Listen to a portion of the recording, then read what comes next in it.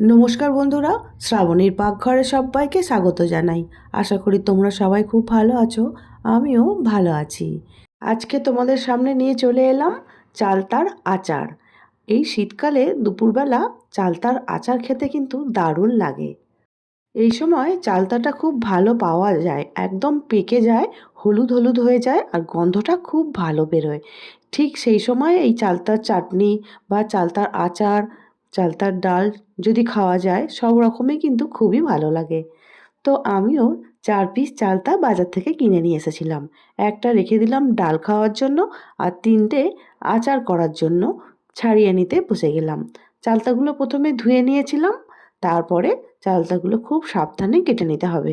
সবাই আবার চালতা কাটাটা পছন্দ করে না, কারণ চালতা কাটতে গেলে অনেক হ্যাপা আছে। অনেকে ছুরি দিয়ে কাটে, কিন্তু আমি বঁটি দিয়ে কাটতেই অভ্যস্ত, তাই ভালো করে বঁটি দিয়ে কেটে নিলাম। তবে অনেকেই কি করেন, নোড়া দিয়ে একটু থেঁতো করে নেন। আমি থেঁতোটা করলাম না, কারণ চালতাগুলো খুবই পাকা, রান্না করতে আমার কোনো অসুবিধা হবে না। সর্ষের তেল দিয়ে দিলাম ৫ ফোড়ন আর শুকনো লঙ্কা আর একটা তেজপাতা। ভালো করে ভেজে নিলাম। ভেজে নেবার পরে কেটে রাখা চালতাগুলো সব ওই তেল আর ৫ ফোড়ন শুকনো লঙ্কার ওপরে দিয়ে দেব।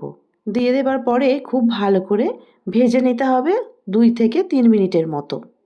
চালতার আচার কিংবা চালতার চাটনি খেতে ভালোবাসে না এরকম পাবলিক কিন্তু খুব কমই আছে, আমার তো মনে হয়। মনে পড়ছে ছোটবেলা যখন স্কুলে যাওয়া হতো, গেটের সামনে আচার নিয়ে আচার দাদা এসে দাঁড়িয়ে থাকতো, কুলের আচার, চালতার আচার, সমস্ত কিছু নিয়ে। আমরা বন্ধুরা সবাই দাঁড়িয়ে থাকতাম আর হাত বাড়িয়ে রাখতাম কখন আচার দাদা হাতে আচারটা দেবে, তারপরে পয়সাটা দিয়ে দেব।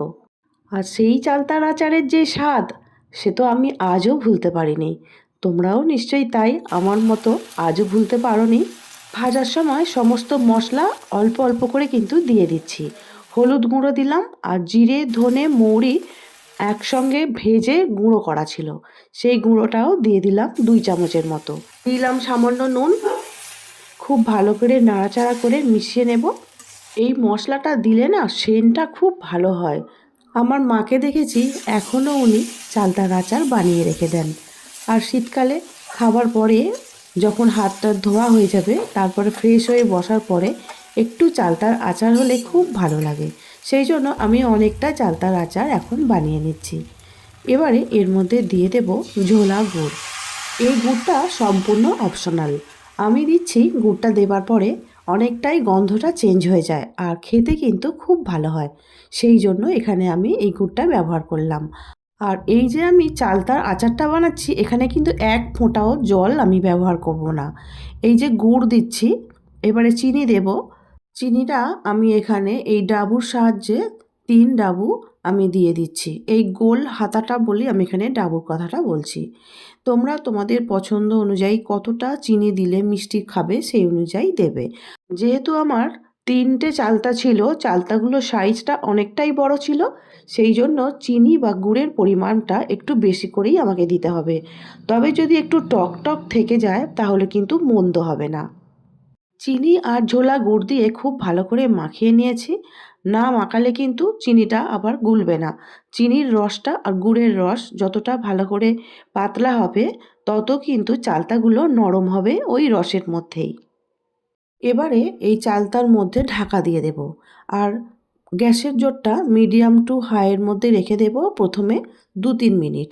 তারপরে গ্যাসটা অনেকটাই কমিয়ে দেব, দিয়ে খুব ভালো করে ফুটিয়ে সিদ্ধ করে নেব। তারপরে আমি এখন ফিরে আসলাম। ২-৩ মিনিটের মধ্যে ফিরে এসেছি। খুব ভালো করে নাড়াচাড়া করে নিচ্ছি, কারণ ওপরের চালতাগুলো আবার নিচের দিকে নেমে যাবে। দেখতেই পাচ্ছ গুড় আর চিনি গুলে গিয়ে কতটা রস বেরিয়েছে। এই রসের মধ্যেই কিন্তু চালতা খুব ভালো করে সিদ্ধ হয়ে যাবে। ওপরের চালতাগুলো নাড়াচাড়া করে আবার নিচের দিকে পাঠিয়ে দিলাম। এইভাবে ঢাকা দিয়ে আরও ৫ মিনিট রান্নাটা করে নিয়েছি। গ্যাসের জোরটা কিন্তু লোয়েই ছিল। আর কত ছিল চালতাটা দেখেছো, এক কড়া। এখন দেখো চালতা সিদ্ধ হয়ে গিয়ে ছোট হয়ে গিয়ে কত কড়ার নিচে নেমে গেছে। হ্যাঁ, এখন কিন্তু আমাদের চালতার আচার প্রায় রেডি হয়ে গেছে। আর এই অবস্থায় যদি এই ঝোল ভাবটা থাকে, তোমরা যদি রাখতে চাও রেখে দিতে পারো। আর এখন আমি দিয়ে দিলাম ভেজে রাখা তিল। এই তিল দেওয়ার জন্য চালতার আচারটা আরও খেতে ভালো হয়, সেই জন্য আমি ভাজা তিল এখানে আমি দিয়ে দিলাম। আবারও একটু নাড়াচাড়া করে মিশিয়ে নিচ্ছি। আজকে আমি যেভাবে চালতার আচার বানালাম তোমাদের কেমন লেগেছে অবশ্যই কমেন্ট করে কিন্তু জানাবে, কারণ তোমাদের কমেন্ট পড়তে আর উত্তর দিতে আমি খুবই ভালোবাসি। এখন দেখতেই পাচ্ছ আমাদের চালতার আচার একদম রেডি হয়ে গেছে। এখন একটা সার্ভিং বোলের মধ্যে তুলে নিচ্ছি। প্রথমে একটু ভালো করে ঠান্ডা করে নিতে হবে, তারপর কাচের বোতলের মধ্যে সংরক্ষণ করে রাখা যেতেই পারে। আর তোমরা চাইলে ফ্রিজে রেখেও মাসখানেক আরামসে খেতে পারো। তবে আমি কাঁচের বয়ামের ভেতরেই রাখবো।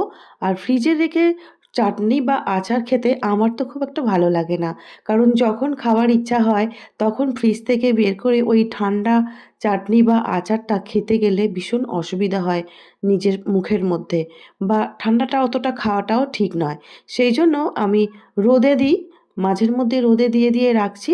কোনো কিছুই এখনো পর্যন্ত হয়নি। আর আচার একটু রোদে দিলে মাঝের মধ্যে আচার কিন্তু খুব ভালোই থাকে।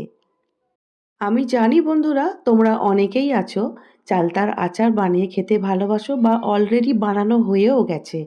তবুও আমি কেমন করে বানালাম সেটাই আজকে তোমাদের সঙ্গে শেয়ার করলাম। তবুও আমি বলি, গুড় আর চিনি একসঙ্গে মিশিয়ে চালতার আচারটা খেতে কিন্তু দারুণ হয়েছিল। আজকে তাহলে আসছি, দেখা হবে অন্য দিন নতুন রেসিপি নিয়ে। সবাই খুব ভালো থাকবে, সুস্থ থাকবে। আমার ভিডিওটা এতক্ষণ ধৈর্য ধরে দেখার জন্য অসংখ্য অসংখ্য ধন্যবাদ আমার সব বন্ধুদের।